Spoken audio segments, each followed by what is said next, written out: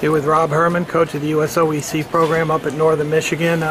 Another season here, and the program's looking good as far as not only quality of athletes but the number of participants. Talk a little bit about how things are going in Northern Michigan and things for how they look going into the new Greco season.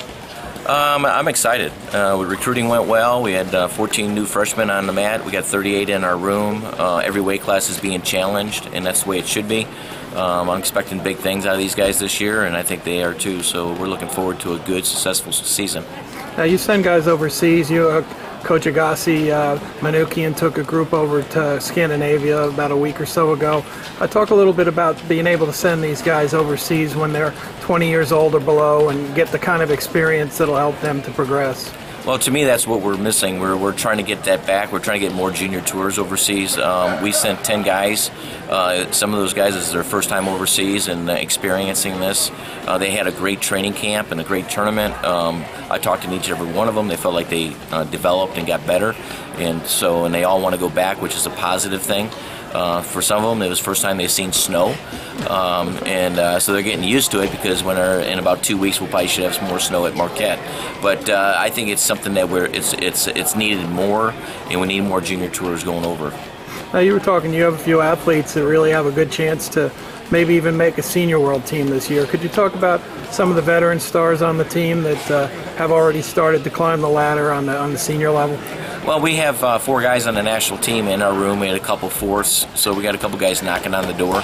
I could go down each weight class. You got Max Nowry and Paul Telgren and Dimitri, and then we got a couple Fargo champions. That's just at 55 kilos. At 60 kilos, we got Joey DeNova, who placed at the U.S. Open last year and is doing a good job at 60 kilos. He's taking the next step forward. At 66 kilos, we got Kendrick Sanders. He's third on the ladder, and right now he's really feeling it.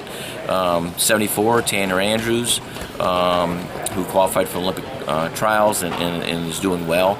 I think he was third at the Schultz tournament last year. And then 84, you got Zach Nielsen, who was runner-up at the U.S. Open, and then Mark Stenberg.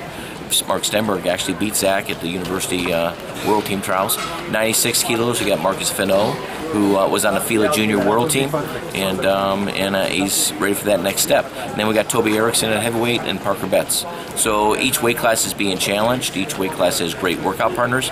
And when you got 38 guys in your room and they're all developing and getting better as we go, I think it's their turn to start making senior world teams. Now you're finding a lot of athletes that are willing to commit to Greco while they're in college.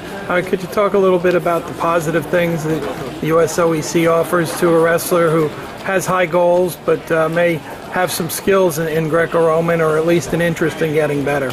Well, we have 16 scholarships, and we give in-state tuition to everybody that's in the program. We divvy up the scholarships towards room and board, and it's a pretty good percentage considering what a Division I program might give you. And if you want to train Greco full time, make world teams, and it doesn't have to be senior world teams; it can be FILA juniors or university world teams. But the main focus is to get these guys training Greco full time and to keep them in the sport. And when you put 100% into one style, you give 100% better. So, and if you want to make an Olympic team or win an Olympic medal, then you need to be in our room.